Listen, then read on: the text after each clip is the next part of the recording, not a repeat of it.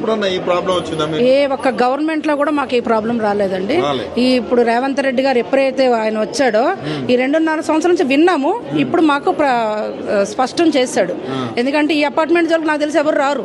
ఎందుకంటే ఎంత పెద్ద వర్షాకాలంలో ఎంత వర్షం వచ్చినా మేము ఏ రోజు కూడా వాకింగ్ ఆపలేదు. ఎందుకంటే మాకు నీళ్లు రావట్టు. చాలా చాలా బాగుంటుంది మాకు ఇక్కడ. మాకు ఏ విధమైన ఇబ్బంది లేదు. ఒక విలేజ్ లాగా 400 కుటుంబాలు, 450 కుటుంబాలు, ప్రతిదీ చిన్న స్టోర్స్, అలా మేము ఒక విలేజ్ లో మేము బ్రతుకుతున్నాం. ఆయన చూసాడు, ఆయన కన్ను పడింది. ఆ కన్ను పడడం వల్ల ఏమవుతుంది, ఎవరికైనా సరే ఒక మంచి ల్యాండ్ ఉంది, ముందే ఆయనకి రియల్ ఎస్టేట్ వ్యాపారం అంటే చాలా మక్కువ ఎక్కువ కనుక మా మీద పడదామని చూశాడు. అదంతా రియల్ ఎస్టేట్ 100% అండి. అది పేరండి. ఎందుకంటే గాంధీ గారు ఏమని చెప్పారండి, అహింస పడదని చెప్పారా?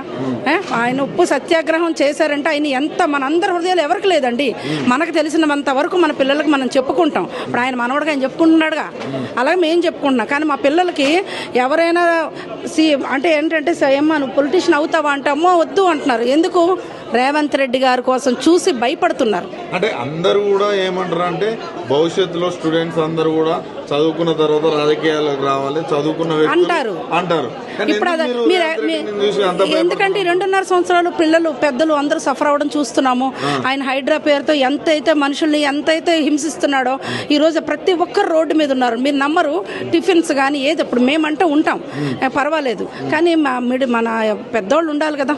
పిల్లలకు ఇప్పుడు ఎగ్జామ్స్ మేమేమో కూర్చోబెట్టి స్పెషల్గా కూర్చోబెట్టి చదివిస్తున్నా కూడా వాళ్ళు కింద ఏం జరుగుతుంది, వీళ్ళు ఏం జరుగుతుంది, ఏమవుతుంది, మన ఇల్లు వెళ్ళిపోతాయా, అయ్యో మన ఫ్రెండ్స్ ఉంటారా ఉండరా, ఇక్కడ మనం ఏమవుతాం అనే టెన్షన్తో ఉన్నారు. వాళ్ళకి ఏదైనా అవుతే ఈయన రాడు కదా.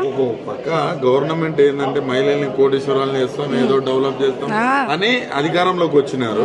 ఇప్పుడు ఇట్లా చేస్తున్నారు కాదండి. ఒక్క మహిళకి ఆయన ఏం చేశాడండి? మేమైతే చూడలేదు.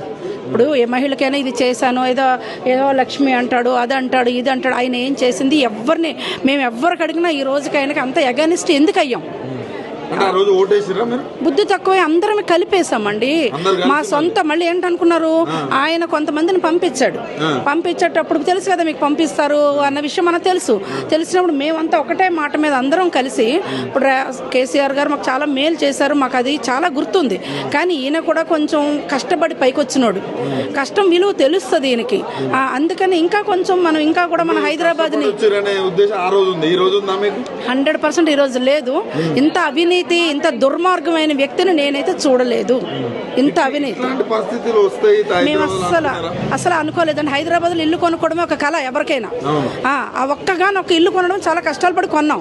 మాది మేము లాక్కుంటాం అంటే మేము ఏ రకంగా అతనికి మేము సపోర్ట్ చేస్తాం. మళ్ళీ సారి ఇప్పుడు దాకా చేసాం, మళ్ళీ ఎందుకు చేస్తాం? మేము